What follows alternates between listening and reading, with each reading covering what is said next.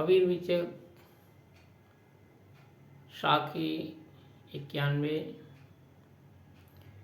भमरे विलम्बे बाग में बहु फूलन की बास, जीव विलम्बे विषय में अंतहु चले निराश। सद्गुरु कहते हैं जिस तरह भंवरा बाग में अनेक प्रकार के फूलों में मोहित होके विलम जाता है, भूल जाता है, अपनी मृत्यु के भी ख्याल को भूल जाता है। बहु फूलन की वास, अनेक तरह के फूलों में अपने भ्रमित हो जाता है और अपने जीवन का भी ख्याल नहीं रहता। कहा है मैं भंवरा तुझ बरजिया, बन बन बास न ले, उलझेगा कहीं बेल में तो तड़प तड़प जीव दे। जब कहीं सुगंधी के चक्कर में किसी बेल में, किसी लता में फूलों के बास को लेते लेते उलझ जाएगा तो उस बेल में तड़प तड़प कर प्राण देने पड़ेंगे। इसी तरह जीव विलंबे विषय में अंतहु चले निराश। मनुष्य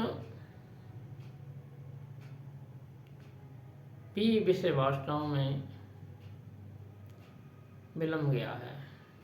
पंच विषय में शब्द, स्पर्श, रूप, रस, गंध, इसमें विलम गया है। एक एक जीव ही एक विषय ही जीव को हैरान किए है। एक विषय ही जीव के जीवन के अंत का कारण बनता है। भंवरा सुगंधी के लोभ में कमल के फूल पर बैठता है और उड़ना ही भूल जाता है। सुगंधी के लालच में जाता नहीं है। धीरे धीरे समय बीतता है, शाम हो जाती है और पुष्प बंद होने लगता है।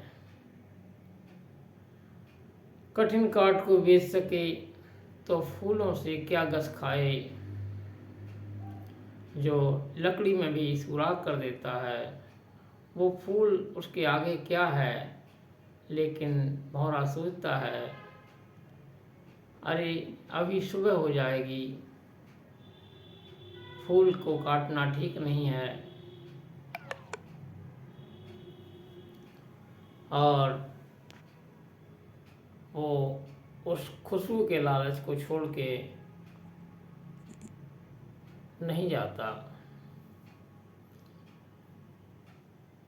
सोचता है थोड़ी देर में सुबह हो जाएगी और सूरज निकल आएगा, सूरज निकल जाएगा और फूल खिल जाएगा और हम चले जाएंगे। इस सुगंधी को छोड़कर जाना ठीक नहीं है, फूल को काटना ठीक नहीं है। प्रातःकाल हाथी का झुंड आता है और हाथी पानी भी पीता है और उन कमल के फूलों को भी अपनी सूंड में लपेटकर खा जाता है। साथ ही भंवरा भी काल कवलित हो जाता है। मछली जरा से केंचुए का लोभ करके बंसी में फंस के मारी जाती है। मृग ध्वनि को सुनकर मुग्ध हो जाता है और बधिक उसका या तो वध कर देते हैं या जाल डालकर उसे पकड़ देते हैं। इसी तरह रसगंध में चींटी भी मारी जाती है। शब्द, स्पर्श, रूप। हाथी को पकड़ने वाले एक नकली कागज की हथनी बना के और हल्के लकड़ी पत्तों से गड्ढे को ढककर उस पर रख देते हैं। तो मतवाला हाथी आता है तो हथनी को देखकर उस नकली हथनी के काम के वशीभूत होकर उसके पास जाता है और उस गड्ढे में गिर जाता है। और जो हाथी वाले लोग जो होते हैं, शिकार करने वाले लोग होते हैं, उसे निकाल कर ले जाते हैं और अंकुश के बल पर उसे सारा जीवन नचाते रहते हैं। बंदर मुट्ठी भर चने का लोभ नहीं छोड़ पाता। बंदर पकड़ने वाले कलंदर लोग जो है सुराही में चने रख देते हैं।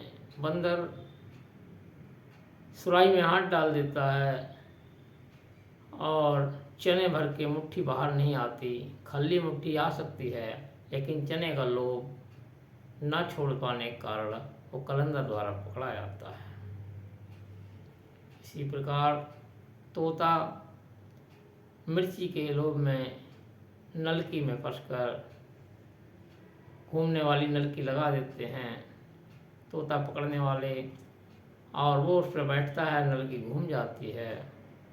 तोता सोचता है इस नलकी ने, इस रस्सी ने हमको पकड़ रखा है, और तब तक तोता पकड़ने वाले लोग उसे पकड़ लेते हैं और पिंजड़े में बंद कर देते हैं।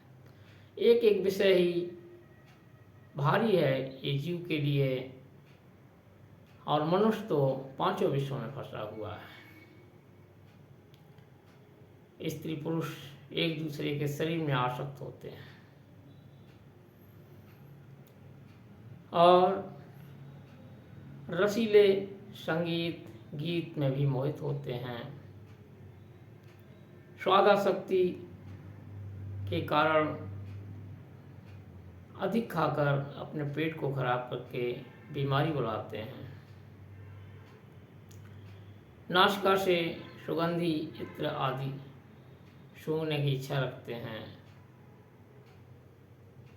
इसी प्रकार से पांचों विषयों में ये मनुष्य फंसा हुआ है और जीव विलंबे विषय में अंतहु चले निराश, और जिस कारण से आया है भूल जाता है। मैं इस संसार में क्यों आया हूँ, क्या कारण है, कहाँ जाना है, क्या काम है, अपने उद्देश्य को भूल जाता है और इन पंच विषयों में फंस के जीवन को समाप्त कर लेता है और अंत में निराशा ही हाथ लगती है। बोलिए सद्गुरुदेव की जय।